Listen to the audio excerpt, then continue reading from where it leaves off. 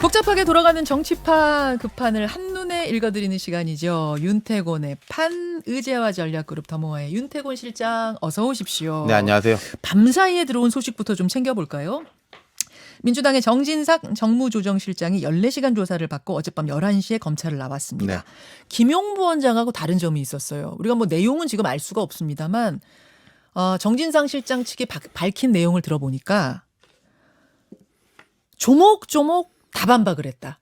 경찰이 묻는 것에 대해서. 근데 김용부 원장은 묵비권, 진술 거부권을 지금까지 유지하고 있잖아요. 이거 왜 이렇게 차이가 있는 거죠? 같은 최측근인데? 두 사람의 전략 차이일 수도 있는 거겠죠. 김용부 원장은 긴급 체포가 됐다가 그다음 구속영장도 발부가 됐지 않습니까? 예. 그럼 거기에서는 뭐 법원이 구속영장 발부까지 긴급 체포까지 인정했을 때는 뭔가 검찰에 약간 더 구체적인 게 있다고 했을 때는 뭐 김용부 원장 입장에서는 괜히 이렇게 해명하려고 하다가 말이 앞뒤가 안 맞고 이럴 수도 있겠다 이런 판단이 있을 것이고 정진상 실장 같은 경우 좀 다른가 보죠. 예.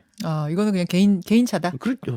예, 제가 그거 다른 어떻게 의미는 알겠습니다. 아니 그게 제가 어떻게 전략적으로 뭔가 알겠습니까? 다른 의미가 있나는. 그러니까 정진상 실장은 조금 더 자신이 있을 수도 있는 거겠죠. 또 이제 이게 오래 온 거지 뭐 갑자기 이분에 대해 가지고 이렇게 들어온 게 아니니까 정진상 실장도 상식적으로 생각하면 나름의 준비를 하고 있었던 그랬겠죠. 거 아니겠습니까? 그랬겠죠. 온다고 한 게 온 거니까요. 네. 지금 민주당의 조홍천 의원 같은 경우에는 이런 얘기를 했어요. 왜 이재명 대표가 성남시장일 때, 경기도지사일 때 벌어진 일에 대해 당이 나서느냐. 당이 올인하듯 나서는 건 과잉이다. 이런 얘기를 했고. 그러니까 말하자면 정진상 실장이 과거의 뇌물수수 혐의로 수사받고 있는데 너무 당 전체가 한 몸처럼 이렇게 딸려 들어가는 거 아닌가에 대한 우려가 그렇죠. 크게 목소리로는 안 나오는데 이게 좀 나와요. 선거 때 벌어진 일이라면은 그게 잘잘못을 떠나가지고 전체적으로 이게 당이 책임져야 되는 거지 않습니까? 예. 근데 지금 이분에 대한 혐의는 그 과거에 대한 것들, 성남시에 근무하고 뭐 이럴 때 것들인데 당이 왜 나서냐? 그런 면이 있죠. 우리가 다른 뭐 예를 들어 민주당이든 국민의힘이든 뭐 이런저런 일로 해가지고 송사, 민사든 형사든 하는 분들이 많지 않습니까? 근데 이런 식으로 당이 대응하는 건 저도 잘 못 봤어요. 이런 식으로 하는 것에 이례적인 건 대해서는. 사실이에요. 예. 다만 여기에 대해서 뭐 물밑으로 조홍천 의원은 공개적으로 한 거지만 물밑으로는 조금 이제 이런 염려하는 목소리가 있지만 그렇죠. 겉으로는 지금 전혀 없거든요. 그러니까 뭐 지금이야 검찰에게 압박이 강하니까 당이 이제 일사불란한 모습을 보여야 된다라는 게 있겠지만은 만약에 안 좋은 결과가 나왔다면 네. 그럼 다 책임져야 되는 거잖아요. 이 결백에 대해 가지고 다 말하자면 정치적 연대 보증을 서고 있는 거지 않습니까? 아까 제가 말씀드린 선거에 대한 거라면 그건 뭐 애초부터 선거라는 건 다 같이 스크럼을 짜서 하는 거기 그럼요. 때문에 예. 특별한 아주 뭐 구체적인 개인의 비리가 아닌 한은 뭐 같이 책임을 지고 하는 건데 이건 그런 일이 아닌데라고 생각하는 분들이 있는 거겠죠. 그런 의미에서 예. 불만의 목소리가 있을 수 있다.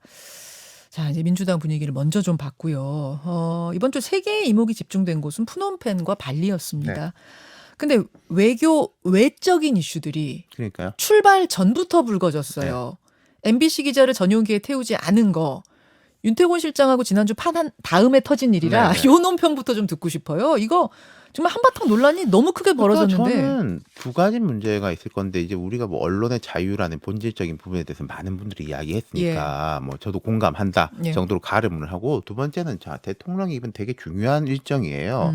그리고 한미일 정상회담, 한미, 한일, 한중 정상회담까지 있었고 또 네. 이번에 외교 현장에서 뭐 크게 뭐 그 문제가 될 건 없었던 것 같은데 그럼 거기에 대한 주목도를 엄청나게 높여야 되는 거지 않습니까? 높여야죠. 말하자면 그렇죠. 다른 정무적으로. 다른 일이 있어도 야 이건 조금 뒤로 덮어야지. 해야 되는 거잖아요. 그렇죠. 근데 출발할 때부터 이런 이슈가 나오면은 다들 그 주목도가 높아지고 이야기가 나올 수밖에 없는데 그런 판단을 못했을까?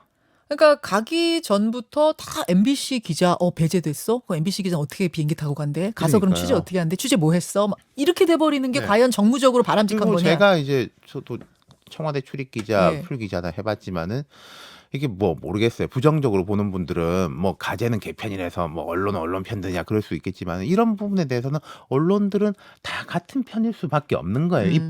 그러니까 섞으면 안 되는 건데 MBC의 보도가 맞냐 안 맞냐 뭐 내가 어떻게 평가하냐 하는 거하고 네. 이런 자의적으로 예. 제안을 할 수 있느냐는 다른 거거든요. 그렇죠. 그러니까 이제 대통령실 풀기자단이 한 40여 곳 되는 걸로 아는데 공동 성명 내고 현업단체 뭐 야 언론 노조는 어차피 그쪽 편 아니야 하실 수도 있겠지만은 신문 이제 편집인 발행인들의 단체까지도 네.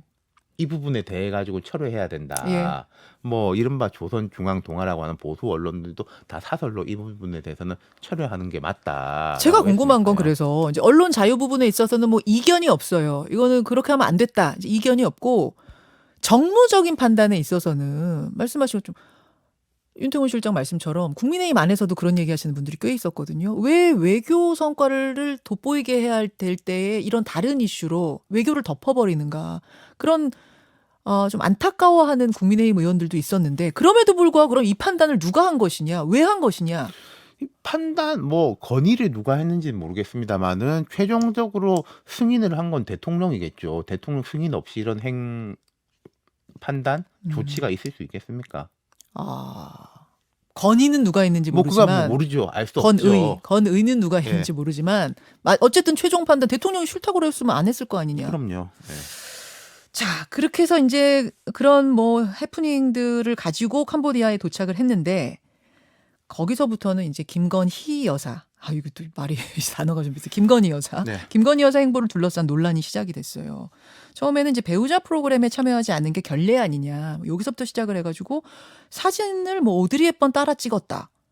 또 조금 전에 왔다 가셨습니다. 장경태 최고위원 같은 경우에는 빈곤 포르노 촬영한 거냐. 또 왜 사진 찍을 때 바이든 대통령 팔짱 꼈냐까지 일거수일투족이 도마에 오르는 이 상황은 어떻게 봐야 됩니까? 안 좋죠.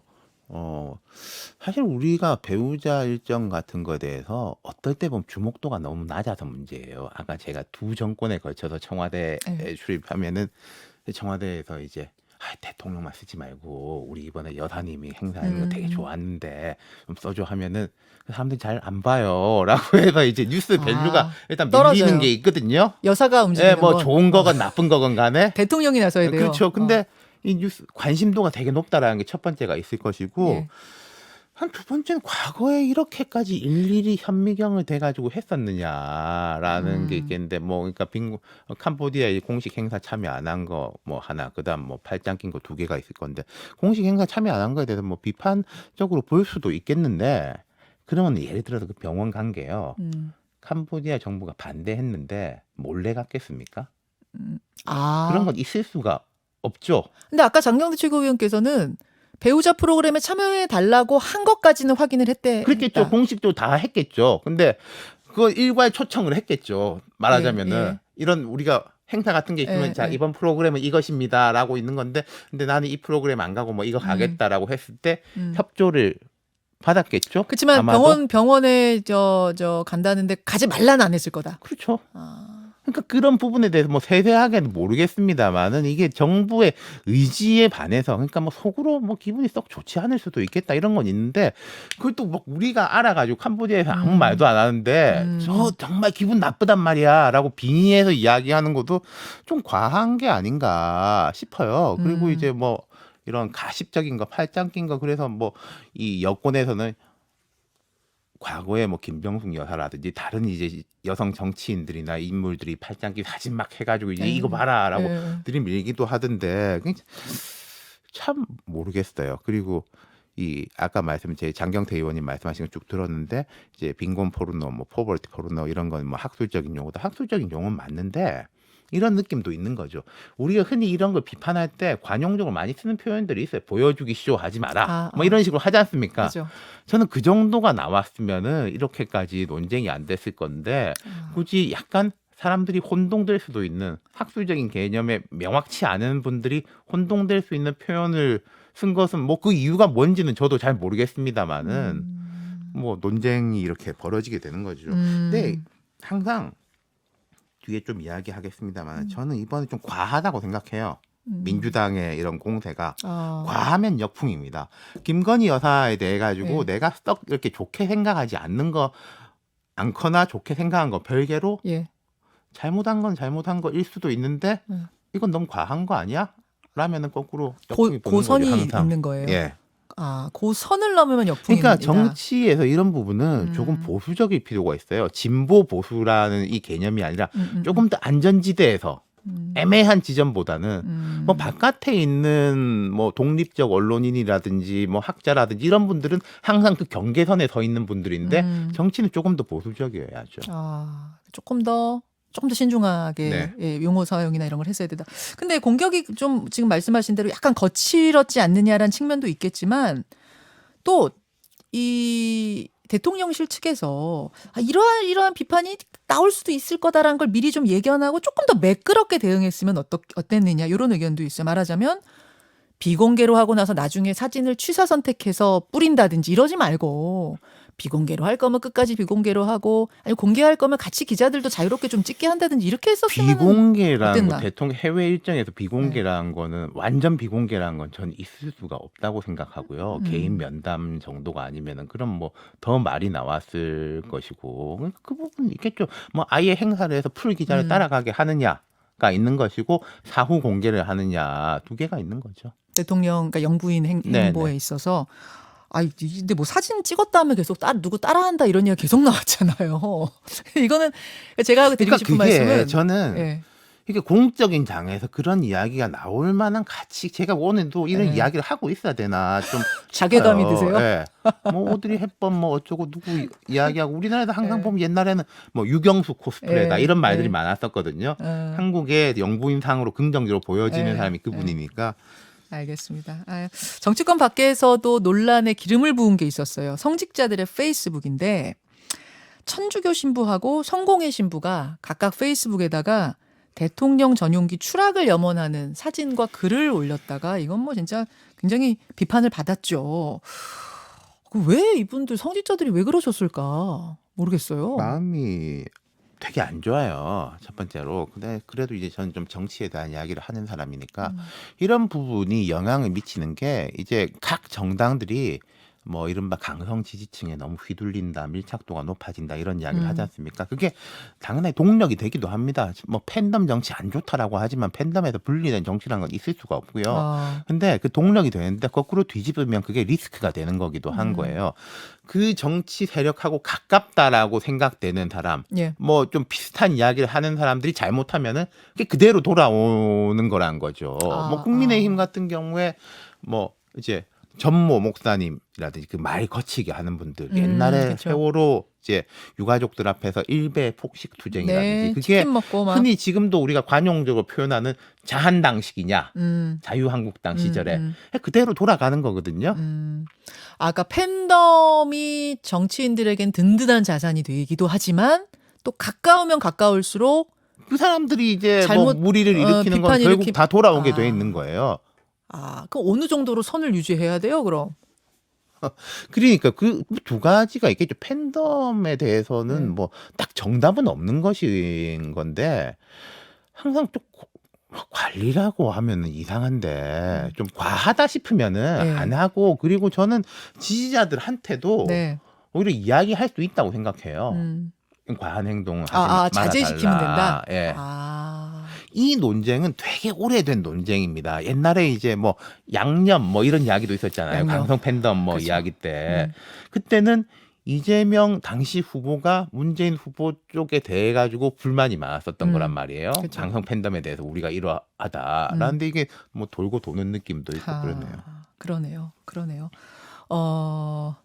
이렇게 뭐 지금 뭐 팬덤 얘기하셨지만 지지율 얘기로 살짝 넘어가 보면 연결되는 얘기일 수도 있을 것 같아요. 대통령 지지율이 이 14일에 발표된 리얼미터 여론조사 그리고 11일에 발표된 한국갤럽 여론조사에서 이태원 참사 같은 이런 큰 아주 불행한 참사가 있었음에도 불구하고 크게 출렁이지 않았어요. 뭐 조금 오른 데도 있고 그랬죠 심지어. 이것을 일단 어떻게 해석할 것인가? 두 가지가 있을 것 같은 게요. 제가 볼 때는 지난주에도 이런 이야기를 조금 한 것 같은데 사실은 그때는 더 올라야 되는 국면이에요. 이태원 참사가 없었다면은. 대장동 국면. 뭐 그러니까 막 그리고 김용 이제 부원장 뭐 이런 그 국면. 대통령실하고 중심에서 나온 좀 안 좋은 이슈들은 조금 잊혀가고 그다음에 이제 야당의 리스크가 주목을 받고 뭐 이렇게 하면서 조금 올라야 될 국면인데 예. 덜 올랐다. 안 올랐죠. 그러면 그거는 계산해 보면 사실 마이너스가 된 거라는 면이 있는 것이고, 근데 생각보다 더 빠질 줄 알았는데 뭐 그래도 선방하네 이런 식의 거는 양당의 이제 지지율이 고착화되는 국면들 뭐 웬만해 가지고는 예.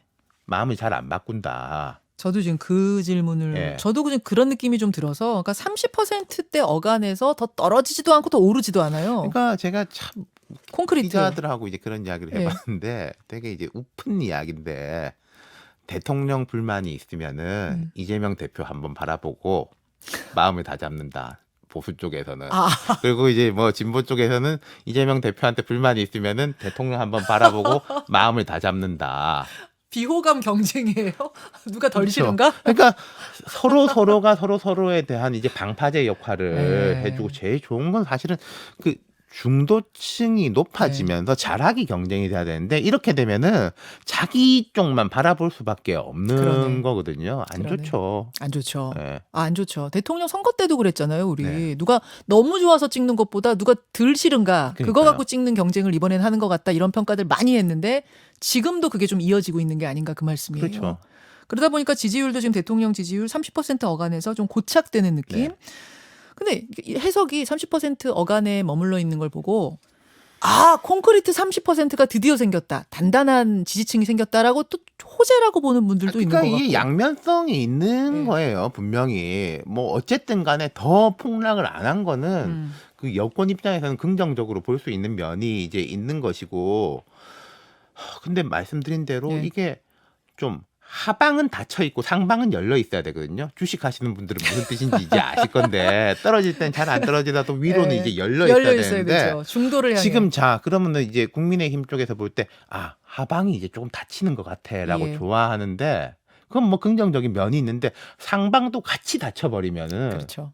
아니 이게 갇히는 거죠. 그럼 갇히는 거. 선거해가지고 예. 30% 지지율이면은 못 이기지 않습니까? 그렇죠. 근데 민주당도 마찬가지예요. 지금. 그러니까요. 민주당도 대장동이라는 이슈에 갇히면서 거기도 뭐 크게 하방 상방이 이제 다 갇혀 있는 거죠. 그런 지금 예. 상황이라는 거. 그러다 보니까 자기 지지층만 보고 강성적인 발언이 계속 네. 나온다. 그렇게 연결이 되는 겁니다.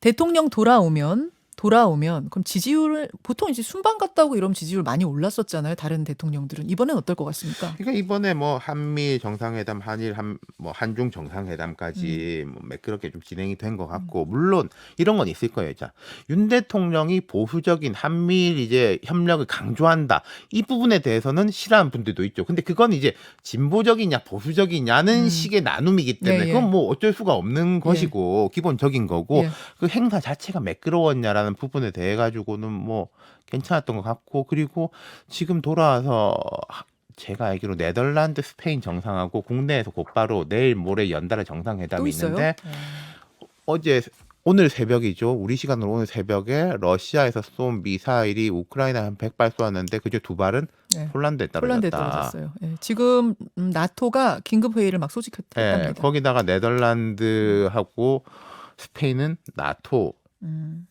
회원국이잖아요. 우린 또 폴란드에 최근에 이제 그 방산 수출하는 것도 많이 있고 이런 이슈가 좀 더 올라갈 것 같아요. 당분간은. 그럼 지지율에 대통령 지지율은 좀 대통령 긍정적이라고 지지율에는 보시면- 긍정적인 요소인 거죠. 근데 이걸 이제 잘 표현할 수 있느냐. 근데요, 항상 긍정적인 요소라는 거는 리스크가 있는 게 우리가 야구 이야기 오랜만에 드리자면은 주자가 나가지 않습니까? 네. 찬스잖아요. 주자가 있으면 병살타를 칠 확률도 생기는 거예요. 주자가 없으면 병살타는 없는 거 아니겠습니까?